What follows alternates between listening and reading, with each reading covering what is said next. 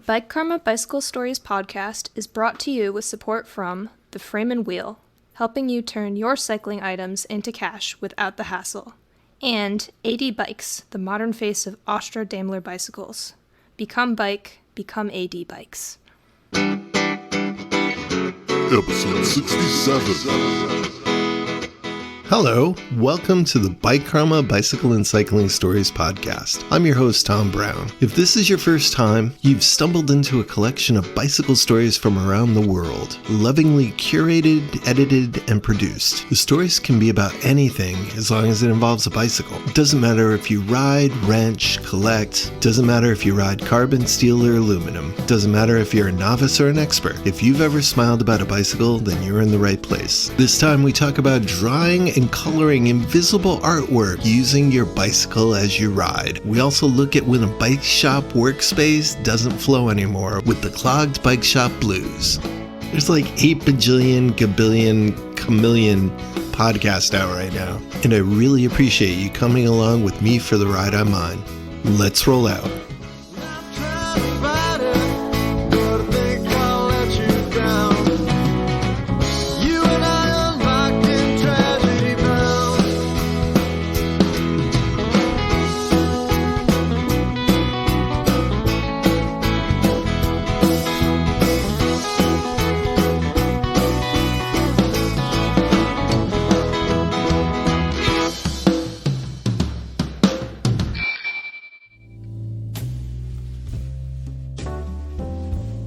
It wasn't so long ago that you might go for a bike ride and have no idea how far you went. Sure, there were little tiny cycling computers with little tiny watch batteries in them, and if they were working, they'd tell you how fast you were going and maybe how far you went. Back then, my batteries were usually dead, and oftentimes the cord had been ripped apart. You may remember cords as being the things we used before Bluetooth. So more times than not, I'd go for a bike ride, and then afterwards, I'd hop into my car. We're on car people are going to love this. And I would drive back over my bicycle route with my car's odometer to see how far I had gone. And I wasn't the only one. And if you happen to go somewhere with your bike that a car couldn't follow, that was great, but you didn't know how far you've gone then. Now this seems like it's 100,000 years ago. Between cell phones and Garmin's, we definitely don't need to do that anymore. Not only can new technology tell us how far we've gone, how fast we've gone, what our pace was, it can also show us a delightful little map and show you exactly where you fell into the river. It might seem like it's a billion years ago, but it hasn't been that long. Google Maps was back in 2005. Map My Ride came out, I think, in 2008. And the king of them all, Strava, which so many of us stare at for hours, looking at our maps and where we've gone and what we've done and seen, that's only been with us since 2009. Like all other technology, it can be pretty addictive too. There's this option on Strava called a heat map that shows you anywhere you've ever ridden your bike and had Strava turned on. And no, I'm not paid by Strava. And yes, I just kind of like it a lot. And wink, I know some people take it too seriously. Yeah, way too seriously. But back to the heat map. It's a huge map of the world, and either the sections that you've done a lot glow brighter, or maybe they're darker in color. But what my brain sees is a coloring book. When I look at my town, I look at the parts that haven't been colored in. Back in the day when I was a runner, I used to take the little mailer maps, ones that would be on the counter at the hardware store or in the barber shop, and I'd take a highlighter and I'd see if I could do every single road in whatever town I was living in. It was like life-size coloring and I was the crayon. Well, the heat map does this, but it does it on such a big scale that it's really hard to think about coloring the whole thing in. Regardless, every once in a while I'll check around my area and see if there's a street that hasn't been yet colored in. And damn it, when I come home and I look at it and it's colored in, there's something bizarrely satisfying about it. You can judge me if you want to, but it's like finishing a coloring book when I was a kid.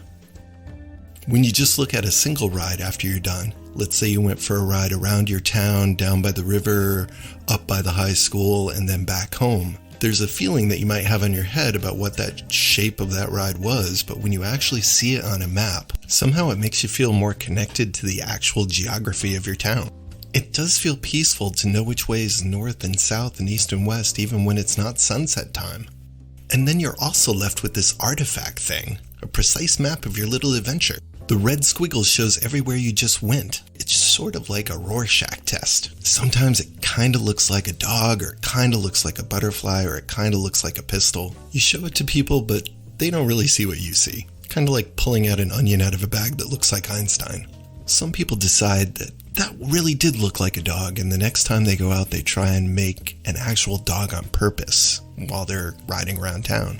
The resultant art, if you'd call it art, is usually disappointing. If you don't believe me, try drawing a simple pattern in a parking lot sometime. First, you'll need a bigger parking lot than you think. It's really hard, and a lot of people give up. My next guest has taken this a step farther. No, make that a lot of steps farther. She intentionally maps out and draws huge pictures, like a shark on Cape Cod, or an owl in a park. And hers come out really good. Like, you can tell what they are without being told. And like performance art, once it's done, it's gone. It's physically not there. But she was the pencil drawing this drawing while riding her bike. Here's her story. When I have spoken to people that don't, they're like, wait, what is Strava? It's sort of a name that doesn't mean anything to a lot of people. So Strava is an app on my phone that I use to record my movement while I'm riding my bike, that then will draw a line wherever I go using GPS. That's how I record a drawing on the streets of wherever to make a shape that I have often spent many hours planning and figuring out the routes and the directions and all of that stuff ahead of time. It can be complicated when executing a drawing, and especially in this city, I find, especially in New York, because it's obviously of utmost importance to be safe, and the traffic can be insane. I've done some rides in Brooklyn where it's cars and taxi doors flying open and kids running out from between the cars and potholes and broken glass and like all sorts of stuff just to be safe driving down the road, while at the same time I'm trying to find a street sign for a road I've never been down in my life and making sure that this is actually where I want to turn to make this drawing happen.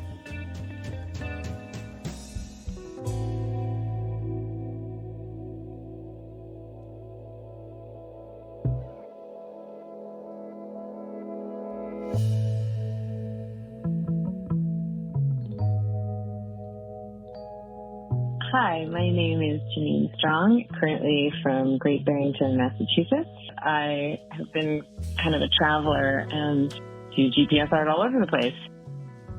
But originally, which still feels like home to me, my whole family's there. I am from Vancouver Island on the west coast of British Columbia, Canada, which is a pretty sweet place to grow up.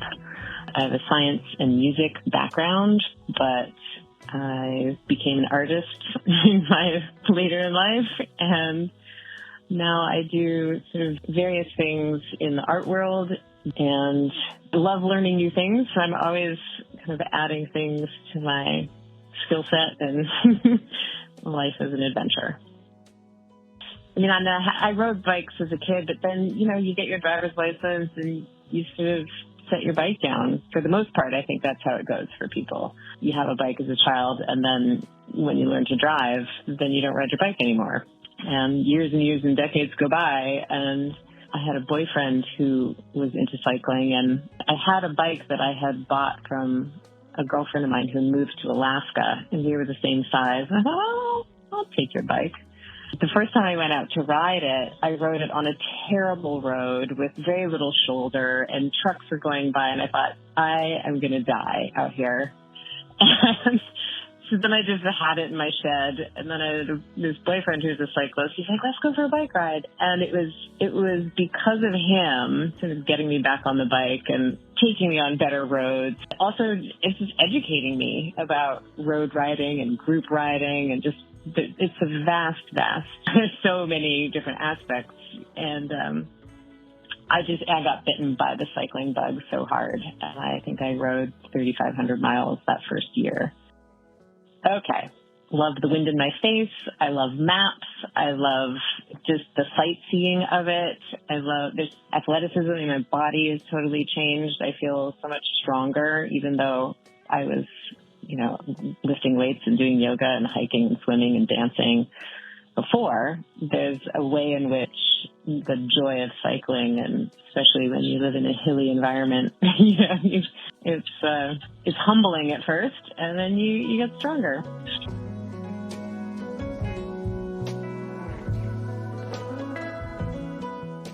For me, it started with just doing a ride and looking at the shape of the line that it made and realizing that it sort of looked like a little dragon or something. And then I looked at the map closer and I saw there was a road that was a loop that I could go back and make the eye, and that there were roads that could look like a wing and I could give it a tail and some legs and even a little fire coming out of its mouth, sort of. And I thought, I'm going to do this again and add those pieces in and see how that comes out. And so I did, and I had so much fun doing it.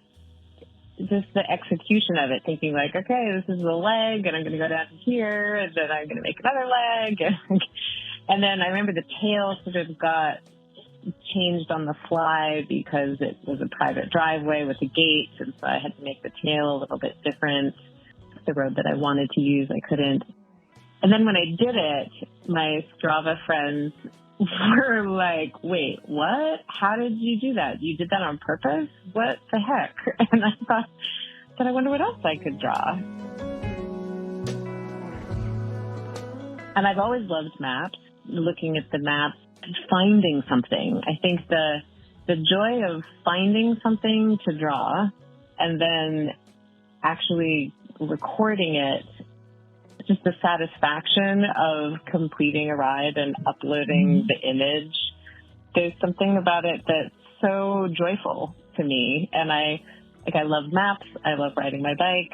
And I'm an artist. I love line and finding the lines on maps that make certain shapes that represent something else.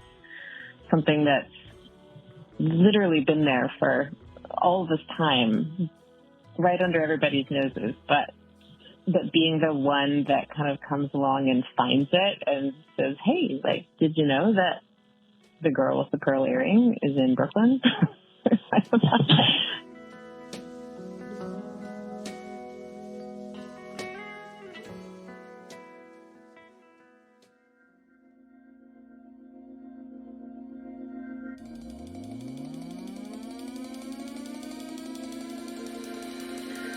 So some of the things I've drawn, I've done the Empire State Building in Manhattan. I've done a shark on Cape Cod. I've done a lion head in Hartford, Connecticut, a smoking cigarette in Ithaca, New York. I also did a caterpillar on Cape Cod and a rose on Cape Cod. I did a praying mantis in Connecticut. I did Santa's face on Vancouver Island in British Columbia. I did the girl with the pearl earring in Brooklyn and the bird in Brooklyn and I Heart New York in Brooklyn. Also in Manhattan, I did the Black Lives Matter, a raised fist. I did a bird with a worm in his beak in Torrington, Connecticut. The betta fish in Bennington, Vermont. The dragon was in the Berkshires. I've also done a fish skeleton in Great Barrington, a show dog in Columbia County, New York, snake in the Berkshires, a pumpkin. So many things.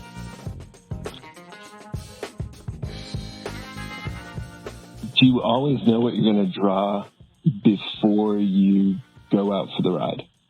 Yes.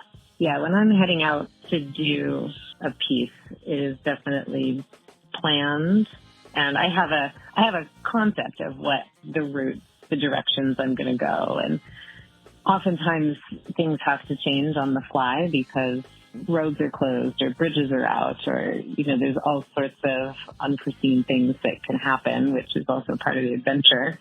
Or things like I did a birthday cake in New York, actually on my birthday, and I felt like the GPS was just not following me very well. I mean, the roads are very straight in Midtown Manhattan. We've got streets and avenues that were very straight, but the GPS was wandering all over the place, and I was so frustrated by that. Strava sometimes messes up your lines on you.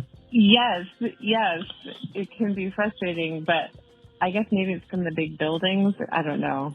In the end, I thought, it could be just gloppy icing and melting wax candles. It's just, if there's any drawing that it's more suited for, that could be one. So sometimes a lot of pre-planning. Sometimes it comes together very quickly, but it's always planned before I head out for a drawing.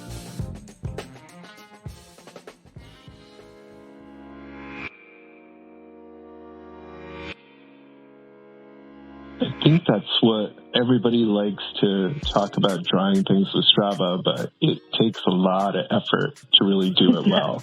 It does. We've all had that moment of epiphany where once we learn to use whatever program we're using to trace us and follow us while we ride our bikes, we think, wouldn't it be funny if I made a shape? Yeah.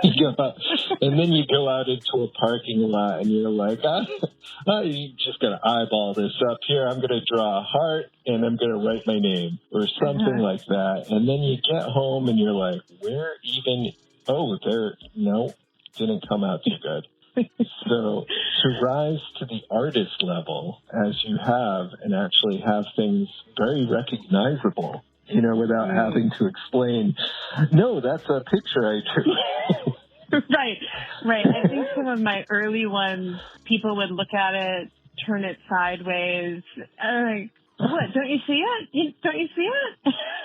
And I see them online too. I mean, there's quite a community of Instagram of GPS artists, Strava artists, and sometimes I see them and I think, what? I don't understand what that is. And I'll have to read the caption to try and figure it out. And then I'll sometimes see it. Oh, okay, that's what it is. But right, to get it where it's an undeniable image, nobody's questioning what it is.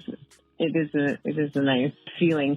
And I have to say, I mean, living in the Berkshires, which is a country setting with a lot of mountains, and the roads are very difficult to work with. There are not many roads, and there's a lot of sort of natural space that you have to work around, whereas being in a city where it's essentially a big piece of sort of multi-angled graph paper, it's a lot easier to figure out things to draw. Although, there's other issues of how many blocks are you going the wrong way on a one-way street to your whatever, like cities have their own challenges. But in terms of actually finding places to draw a line, there's definitely more to work with. So it can be a little bit more fun to have sort of an easier canvas to use, which is nice to be near New York for that. And I have dear friends in the city and who are also cyclists, so that's fun too. Are you ever riding with people who get frustrated with you because, you have to finish an eyeball or something and they want to go in the fun direction the other way? I usually do all of this by myself because the two times I have brought somebody along were definitely on very short rides, and they didn't really say one of them. I don't think he really liked it. Because I was like, wait, no, we have to turn around. He's like, 180? I was like, yeah. I think he just wanted to ride his bike, and it's a very different ride when you're drawing a picture. It's less about the going for the ride feeling and more focus on the map and what you're doing and where to stop, where to turn around, what's next kind of thing. So it's a less, for people that just want to go for a bike ride, it's less satisfying.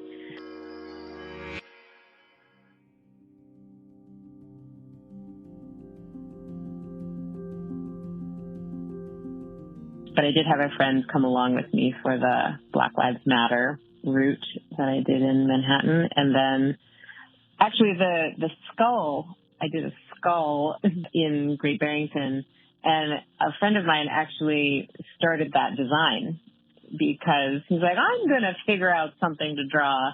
And he sent me his attempt at a route, and then I tweaked it a little bit. So that was actually my one and only collaboration, was the skull. And then we wrote it together. And I think he had a little more fun.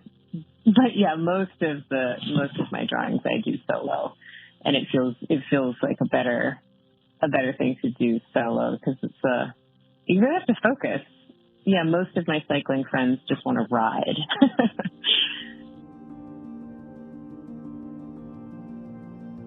Have you ever given up mid-picture? I came close on the one I did for July 4th during the pandemic. I thought, I'm going to find somewhere to actually write the words July 4. And so again, in the Berkshires, the roads are very tricky, and it's a rough July 4, but I did it, and I think it was a pretty long ride, 60 miles or so, maybe a little less. I think I was 30 or 40 miles in, and I was going down a road, and the bridge was out, like completely gone. They were replacing the bridge.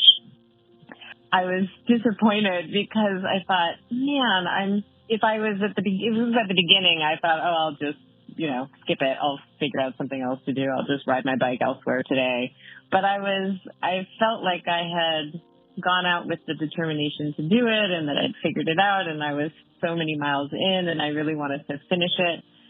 And so there was a pipe going across the bottom of it was a river, but it wasn't like an aggressive rushing river of rapids, but there was definitely water, and there was this not very wide pipe that was going across. It was the only thing that was actually going across. And I thought, if I take my shoes off and just have my little sock feet or bare feet, I don't even remember if I went barefoot. It was summer. It was probably grippier with bare feet. And I carried my bike, walking across this pipe across the riverbed. I had to get down to it for like scrambling down this rocky, muddy situation and then up the other side. And the interesting part, too, is that I had to go back over it for the drawing as well. So I did it twice, but I did it. And I felt very satisfied with myself that I overcame this pretty significant obstacle and still made it happen. So you were risking it all for art. And it's not even a very good one because it was still sort of my early days, I guess. And I think my drawings that are in the countryside are just a little rougher because the roads aren't as easy to work with. So it wasn't even close to being one of my best. But I think that there's something about just the desire to complete a plan. And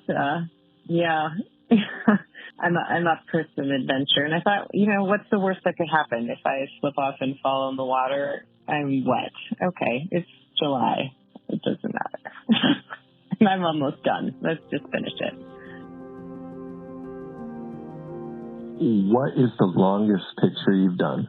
I think the longest one might be the praying mantis in Connecticut. If I'm recalling, it was very close to 100 miles. I think it was 97 point something. And a pretty significant amount of climbing as well. I think it was in the 7,000 plus foot range of climbing. And, doing that in a day, that's a lot for me anyway. I mean, I know there are people that do much more, but that was a big ride. What's the shortest picture you've drawn on your bike? Because I did one in Central Park that on foot. I've done a couple on foot. So I drew an owl in Central Park, which I think was 6 miles, which was pretty short. I also did a duck in Brattleboro, Vermont, which was pretty small overall. That might have been the shortest one. I forget how many miles that was. It could have been along the same lines as the owl, maybe. but those were both on foot. I think maybe the shortest ride might have been the Black Lives Matter, 13 miles. That one was really clear and bold. I did, I think I still have them saved in Strava. I did so many different versions of a fist in New York for that one. And this one I thought was the best just because of the thumb. That was the trickiest part because obviously like the fingers, you can usually figure out streets for that. But getting those angles for the thumb, that was the trickiest piece of that. I also liked that it was bigger. Some of the other ones I did, they were quite tiny. I liked that this really took up a lot of the width of southern Manhattan. It felt a little stronger. But I had many, many iterations of that one.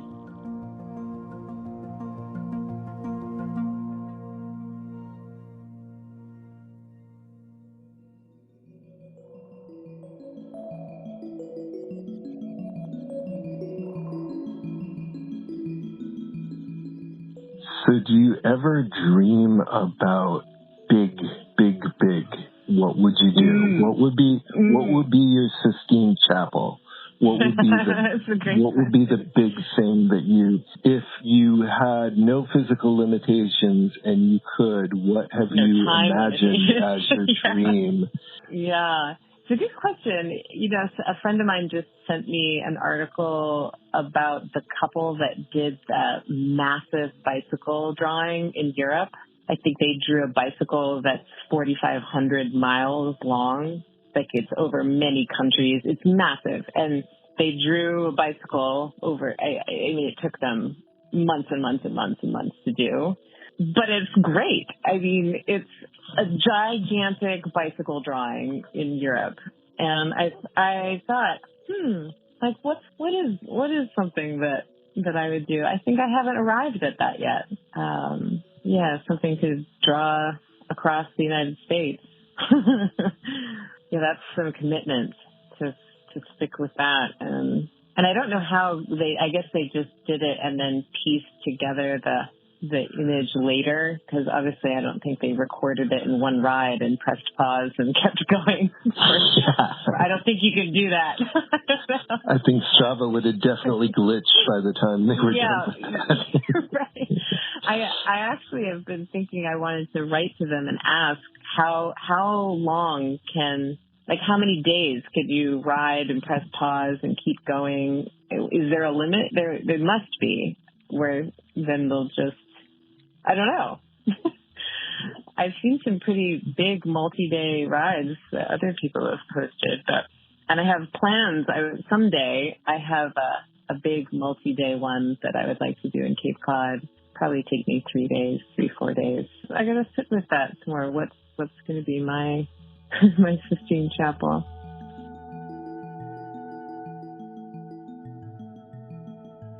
I find myself at odds sometimes. I'm personally like a Zen Tangles book. I'm trying to color in all these roads around me, and then I look at my heat map, which is just collected all the lines you've rode on your bike, and it colors in the roads and it makes a pattern. And I'm looking at the state like an empty coloring book, and I'm trying to color in all this stuff.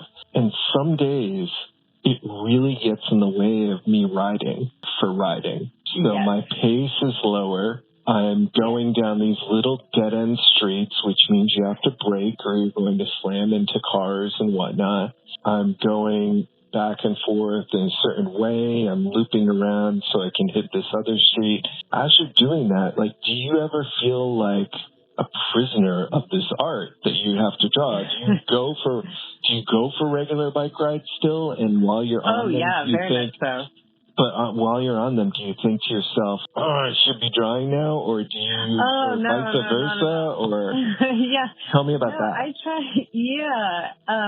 I try to keep a good balance of drawing and riding. And the truth is I am a cyclist, and I do love just going for a bike ride. I love group riding. I did my first race this summer, and I love it. And so going for regular bike rides, riding with other friends, doing all of that is very important to me. the GPS art sort of feels like this extra little bonus thing that I do sometimes. I don't feel ever that, oh, I should be drawing a picture. I often feel like, oh my gosh, it's been so long since I drew one. Like, what's my next one going to be? I'm so excited to do another drawing, and I got to figure it out. I have so many things figured out online, but it can take a while for the time to present itself, especially if it's a bigger drawing, especially if it's farther away from where I live. And then there's the whole weather thing. And, you know, there's a lot of factors at play to execute them sometimes. So, yeah, I try to keep the creative juices flowing in terms of just looking at maps and figuring drawings out. And sometimes I find it's helpful having them saved and going back and making them better over time before I actually do it. But I like to do both for sure. But I don't put pressure on myself about how many drawings I do and how much time or whatever. I do have the desire on this cross-country trip that I'm about to take to try and do as many drawings in different places as I can. So if I'm staying in a place, I have lots of friends I want to visit along the way. I definitely would like to try and find something to draw, although I've started looking, and some of the places that I'm going to visit have not very good maps to work with. So we'll see how that goes. But I definitely do more riding just for the joy of riding than drawing a picture. So it feels like kind of like a treat when I do that, the drawing piece. So if people want to look at your drawings or they want to find out more about your adventures, where would they go? So the only real place that I'm sharing it with the world, other than Strava, of course, you can find me on Strava. I have a public profile under my name, Janine Strong, and my profile picture is of a woman sort of flying in the air, holding onto the handlebars of the bike. It's not actually me. It's just an image I found online that I really loved. But I use that same picture as my profile picture on Instagram, the collection of drawings. So that's the best place to go to see the drawings is my Instagram account, which is strava.artist. You can also find it using my name, Janine Strong. I also have a website where I have some of my other art as well, which is janinestrong.com. Yeah, so far that's it. I have a literary agent wanting me to finish a book proposal. Perhaps someday there might be a book, but I'm about to leave on this cross-country drive for many months, so hoping to just add to the repertoire for now, and we'll see what's coming in the future. Thank you very much, and look forward to seeing pictures all over the country as you make your way across. Thank you.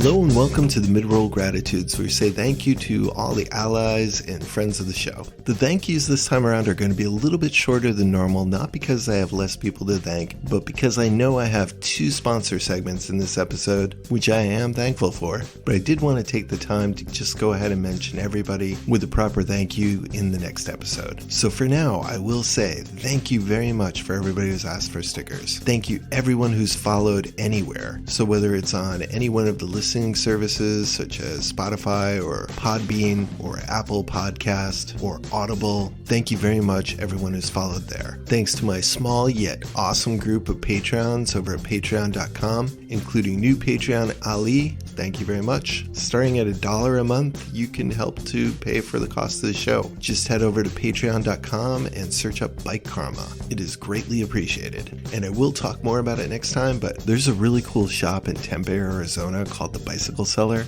and they custom made me a tool as a gift. So more about that next time, but for now, thank you, and story will be next time. Thanks to Katie at Bowshield for giving the show a nice little vote of confidence, and for also giving me a bunch of cool stickers that I'm going going to include with all my sticker packs that people ask for. So if you want some Bow Shield stickers, Bike Karma stickers, as well as some cool looking stickers from Fred's company, AD Bikes. Here's Fred to tell you what AD Bikes is about.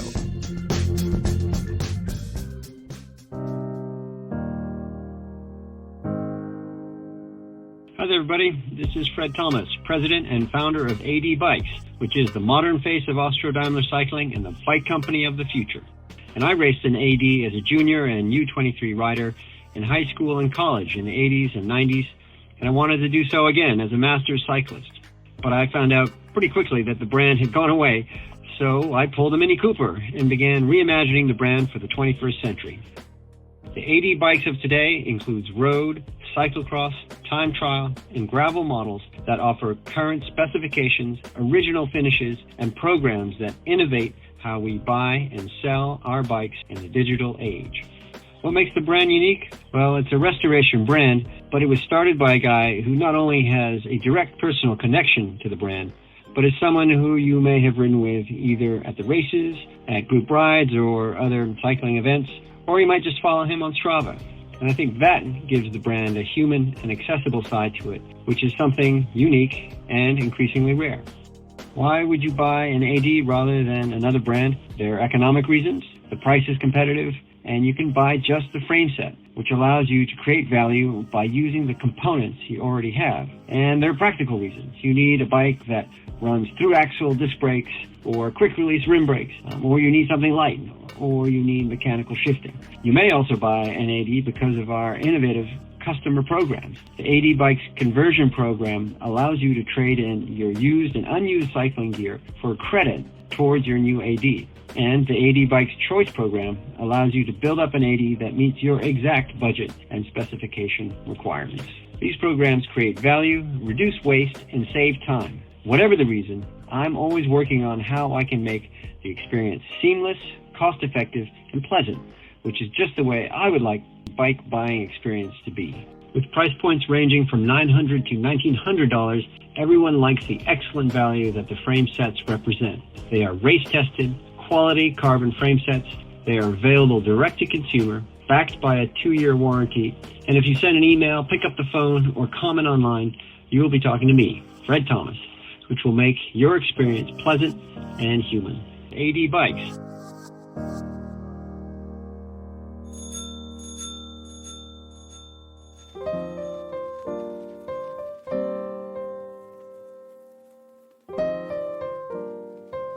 A few weeks ago, I was looking at my messages and I found I won a contest, and it was from Bow Shield. I've been using Bow Shield T9 for as long as I've been working on bikes. I told them I was a huge fan of their product, and one thing led to another, and they said, sure, why don't you talk about Bow Shield on the show? But even though it's really a good chain lube that stays on and protects your chain against moisture, don't focus on that so much. We looked at your feed and we saw that you were using it for other stuff, like cleaning up an old frame. So I started to dig back down and think about all the things I've used Bow Shield for. When I first started working on bikes, I was kind of like a sponge, and there were people who knew what they were doing, and I asked them, what kind of chain lube should I use? And the guy at the bike shop was pretty good. He said, this one's cheaper, this one does well, and this one does well. And he said, Bow Shield T9, that's good because it leaves stuff behind. And I'm like, stuff? What kinds of stuff? And he's like, it stays on there longer. In those days, I was picking up bikes from the side of the road and trying to rehab them. If you ever watch those oddly satisfying videos, it was kind of like that. You could take rust off of old chrome. The most views I ever got for anything on Instagram was this video of me with a busted thumb cleaning up an old BMX frame that I got for $10. It was a Raleigh chrome frame, and I put a few drops of Bow Shield T9 onto it, scrubbed it with a brass wire brush, not a steel brush, that'd be too scratchy. And then a few seconds later in real time, I wipe it off and it's just beautiful shiny chrome. I just happened to use the Bow Shield because of what that guy had said. And not only did it help loosen up the crud that was on the part, I found unlike other oils, it stayed on in some way that made it less likely to re-rust later. So if I was going to spend a couple of hours bringing back some chrome handlebars that had a slight rust on the outside of them, I would want my work to have some staying power. As I did more and more bikes, I found found that the number one enemy of bicycles was weather. If you donate a bike to somebody who can't easily afford a bike, apart from it getting stolen, the number one enemy is the weather. People who don't have a lot of money do not have indoor storage for bikes. Chrome and steel are amazing things, but rust is like the Grim Reaper. I found even in my own storage areas, the parts that I cleaned with BoShield stayed nicer much longer. So I am thrilled to endorse and work with the people at BoShield T9. Whether you're fixing bikes for others or caring for your own bike, BoShield is going to give your parts a level of protection above many other products. No matter what your bicycle frame is made out of, it has some steel parts on it, and BoShield can protect those parts and help keep them looking good. Definitely, the next time you go to buy chain lube, try some BoShield T9. It won't only just protect your chain, it'll protect other parts of your bike as well.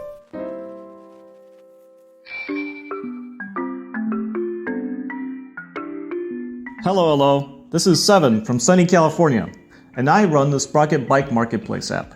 I'm here to give you your ABC Quick Check. So the first thing I want you to do is squeeze those tires and see how firm they feel. Then pump them up anyway. I've broken the kneecap over this. There is no reason you should have the same happen to you.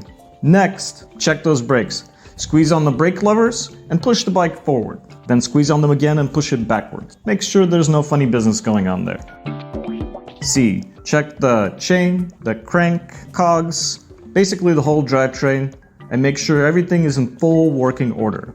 For the quick is the quick release check. Go over all your quick releases on your brakes, on your wheels, and anywhere else you might have them, and make sure they're nice and snug, make sure they're in their closed position, and make sure absolutely under no circumstances are there no parts of them missing. And anyway, after that, before you roll, just get on the bike and start off slow. Be attentive to sounds, pay attention to the way the bike feels and rides, and stop and look again at your bike if anything feels off.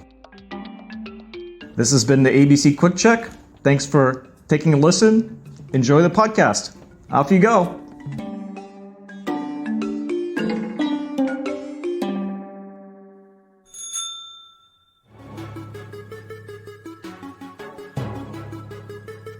When you think of a workshop, you think maybe of Santa's workshop, or maybe you think of some blurred memory of a workshop from a Miyazaki film. A delightful, quaint place with a workspace and tools and plenty of materials, inspiring to just create.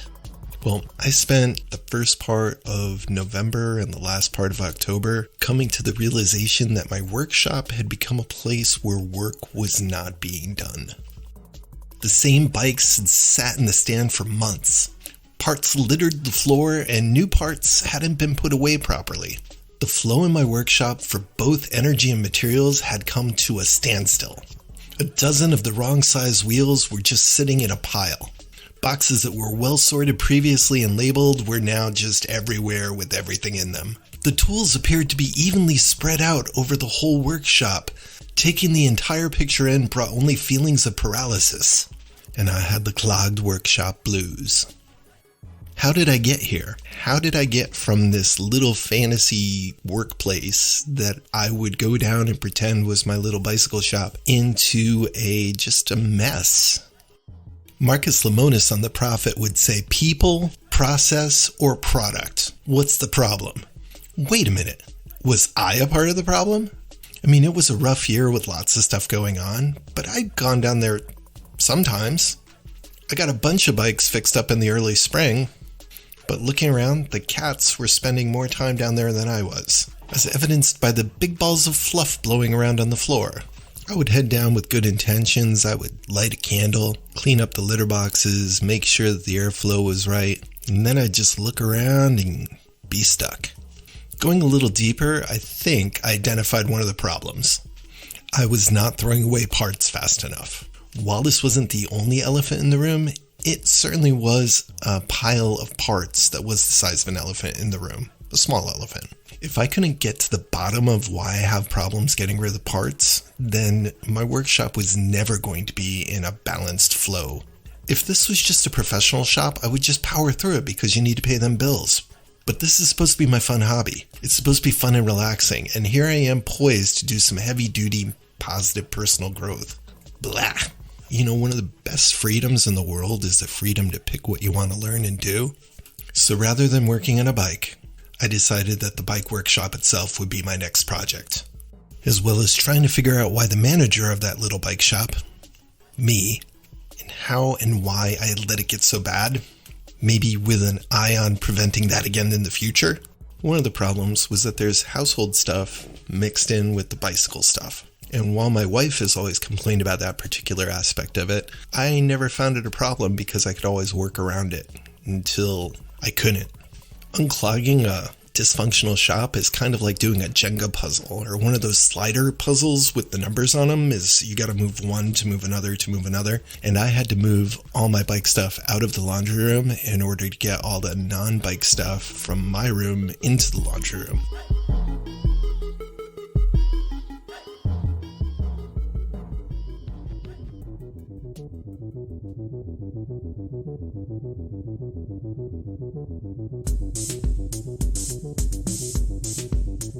Step one of cleaning the workshop is to change the mindset. I have a tremendous amount of history with getting rid of stuff. Not because I'm a hoarder particularly, but because I was brought up to be a saver. There's a new study that says that trauma can be passed down genetically from generation to generation. And I think that some of the people in my family who went through the Great Depression where they had nothing and lost everything, probably my grandparents' generation, and maybe my great-grandparents, they certainly instilled in my parents a fear of throwing things away. Something that might be useful, getting discarded, it was kind of a sin in the family culture. Yeah, it was shameful and wasteful. Now, if you could sell it, you were brilliant. But if you just threw it away and maybe you needed it again someday, that was the biggest head slap that you could have. Because now you got to repay money for that thing that you used to have. I've spent my entire life trying to liberate myself from this mindset. And while you're thinking, wait, wasn't the show about bikes? Yes, it is about bikes and bike parts for sure. It is wonderful to have a workshop and what's called a boneyard. A boneyard is an area with used frames and parts and skeleton bikes, wheels. It's a resource that you can recycle and pick from. When it works, it feels great on so many levels. But just like anything else, when your boneyard gets out of control or too big or too disorganized, no matter how good the parts are, things aren't going to flow in and out of the new work. I had let myself accumulate too many parts. The first step to getting rid of them was realizing that nobody wants those bike parts. Like nobody. Not in this country, not in other countries, basically nowhere. There are some bike parts and styles of bike components that you can't even give away. And I apparently needed to find this out the hard way. Even charities like bike shops are like, no thank you, we tried giving 2 of those away last week.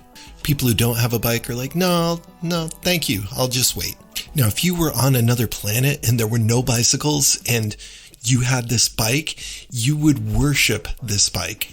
It would be fabulous and you would make it work. But apart from that single scenario, which is fairly fantastical and very improbable, nobody wants it.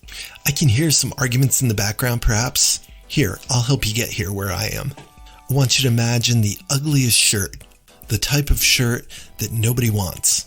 It's a shirt that's so heinous that people say things like, life's too short for that shirt to be in my life. And if you can believe it with a shirt, you can believe it with bike parts and some bikes. For a while, these parts that nobody wants, I would be a magnet for them. People would bring them to me and then they wouldn't have to think about why they should throw them away. Sometimes I'd actually come up with a way to use them, but more often I'd just accumulate them, throwing them out, scrapping them, and recycling them a little bit at a time. Especially at the end of the swap meets that I would run, people would donate, I'm making little quotey fingers there, a bunch of parts at the end, which is essentially a giant pile of junk. Sometimes the donations were wonderful and I'm very appreciative for that. But a lot of the time it was just stuff that people didn't want to throw out themselves. And why don't other normal people want to throw out parts? Well, they're perfectly good. That's one of the excuses, is why would I throw that out? It's perfectly usable. An example of this is center pull brakes. Center pull brakes are ubiquitous. They work, but not great. I have a box with probably 40 pairs of them. So step one is realizing that nobody wants them. Step 2 is fighting that voice in your head that says perhaps someone will want them in the future. That's not your job either, to wait for a revival. I'm sure many of us will move on to the next plane before stem shifters become a thing again that people really want. Another thing is understanding just how hard it was to go from the beginning of human history to that bicycle part. If you think about all the refining, the mining, the engineering that went into getting to produce that old center pole brake, it feels disrespectful to throw it out in a way because it represents such a triumph of humanity. 1,000 years of technology and metallurgy leading to that from essentially what used to be rocks. In ancient times, aluminum was worth more than gold. Yes, so there's like this voice like Cliff Clavin in my head. So to summarize, so far I've had to have 3 big debates. First, nobody nowhere wants it. 2, nobody's ever gonna want it.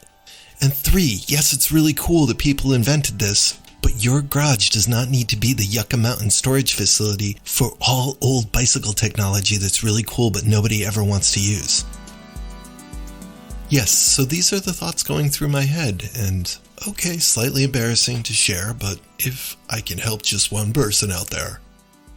The final hurdle to overcome before finally chucking these things is the question of off-label uses. This directly comes from my DNA. I don't know how, but somehow it was passed on as instinct. Thanks a lot. Is there something else that you could use this amazing thing for? This comes somewhere from that generation after the Great Crash, having to make whatever materials that they had at hand work. These are the people who would fit a water pump from a different brand of tractor onto another tractor and somehow get it to work. So this is like passing through the final gate. Having such a glut of materials these days, it's easier to let this particular question go until I get to this final version of it. And that is, couldn't you use that for an art project? Yes, if you were making a skeleton robot out of bicycle parts, because you have tons of them, couldn't you make a spine by stacking center pole brakes on top of each other? Wouldn't that look cool? So perhaps you better save them. And then you do build some things, like you do build a robot, you do build a Loch Ness Monster type monster out of bicycle parts. It's fun, but you still need a workspace. So once you finally defeat all those questions, all those debates in your head about what it could be useful for, just pray that you've made your case on a day when the transfer station is actually open, so that you can haul that stuff down there and be gone with it and feel the sense of satisfaction with actually clearing up a small area. Because if you miss that window of opportunity, you'll need to walk by those parts over and over again, and perhaps you might come up with yet another reason why you might not want to throw them away. So to those of you who are neural normal, whatever that means, this might seem an excessive amount of internal dialogue just to clear out some crap out of your workshop so that you can actually get to work. But if you've ever experienced part of this struggle before on your own, I hope that me sharing this with you has helped to empower you in some way. It's okay to get rid of the center pole brakes. It's okay to get rid of half the kickstands that you have in a draw full of 50. It's okay to get rid of that vintage bike frame that's made for somebody who's 6'7". It's okay to get rid of those slammed, low-profile stems that people got rid of back in the day as they got older and needed to be more upright. Younger slam-the-stem people, they want newer stuff. It's all good. It's going to go get turned into something else. What about art? No, you advertised. You put it up on Facebook Marketplace and said, hey, free art supplies for any art student who wants to build something out of bike parts, and no takers. None. What about the bike co-op? No, you had that hilarious heart-to-heart with them where you refused to take their junk and they refused to take your junk, and you ended up just coming to an understanding. One of the last resorts, maybe you could think you could find the guy that you were 10 years ago, but who's you now. So you were the guy taking everybody's old crappy bike parts. Who's that guy in 2022? Don't do that, because you're just going to be pushing these junky parts off on somebody, and it's going to just delay the inevitable, which is that some bicycle parts should get recycled. So, having cleared out a bunch of old parts that nobody wanted, I started to move the shop around. I started to paint stuff. I found a color that brought me joy because it reminded me of old computers from the 70s. It's this old dark blue. totally disassemble my tool walls and then paint it that color blue and then put them back up in a better way. I even took some bike tools that I've never used. I put them into a box for the next swap meet. While a part of me really loves the whole eclectic decoupage look of putting stickers all over things and crazy patterns, I also realized that I had zero clear lines of sight. Every single direction in my workshop was overstimulation. So goodbye some of my old stickers. And then the other big thing was to have some blank empty spaces is for working, like a blank tabletop where there's not something normally stored there. So that, I could have a clean space to change out some pulley wheels on a derailleur, or maybe a nice clean lint-free table in order to take apart a freewheel and put it back together again. Well, as Adam Sandler says in Mixed Nuts, it's a work in progress. It may never be finished. Am I happier? Absolutely. Am I inspired when I go downstairs into my workshop? Yes. Do I find working on bikes relaxing again? Kinda. A little bit more each bike. So if you realize your workshop has been stagnating for a little while, maybe you've got the clogged workshop blues. My prescription is fill up 2 recycle bins and call me in the morning.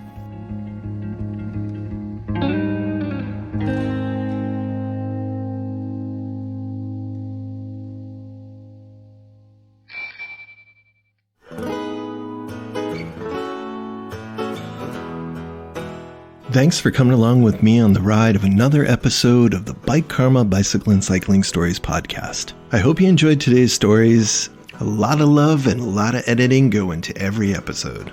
A huge thanks to Mobjack and Keller Glass for letting me use his music as our opening and closing themes. You could go check out his music from Mobjack or check out some of his newer stuff at kellerglass.com. He describes himself as alternative eclectic American rock and roll, whatever that is. You can find out for yourself at kellerglass.com. The rest of the music in our segments is from royalty-free sources, and while attribution is not required, we really appreciate all those musicians as well. Thank you for sharing your work. Well, if you got to the end of this episode and perhaps you had a couple thoughts during it that said, hey, I have a story that's good enough to be on this show, or maybe you thought, hey, you know who he should be talking to? Or perhaps you thought, what is this free sticker nonsense? Why does he go on about that so often? I am curious. Where do I get some?